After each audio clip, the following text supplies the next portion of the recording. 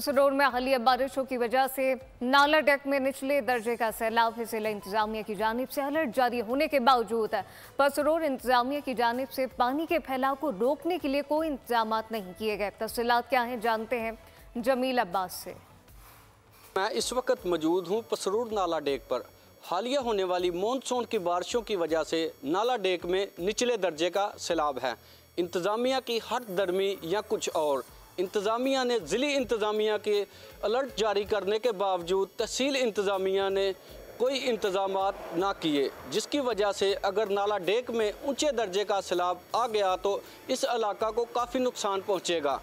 मैं आपको यहाँ ये भी बताता चलूँ कि गुज़िश्ता साल भी इंतज़ामिया ने सिवाय फ़ोटो सेशन के अमली तौर पर कुछ ना किया, जिसकी वजह से इर्द गिर्द के सैकड़ों देहातों में तबाही मच गई और सैकड़ों एकड़ फसल तबाह हो गई, जिस पर शहरियों ने अरबाब इख्तियार से अभी फौरी नोटिस लेने का मुतालबा किया है कि सैलाब से बचने के लिए कोई इक़दाम किए जाएं। सब्सक्राइब करें और बेल दबाएं ताकि कोई खबर रह न जाए।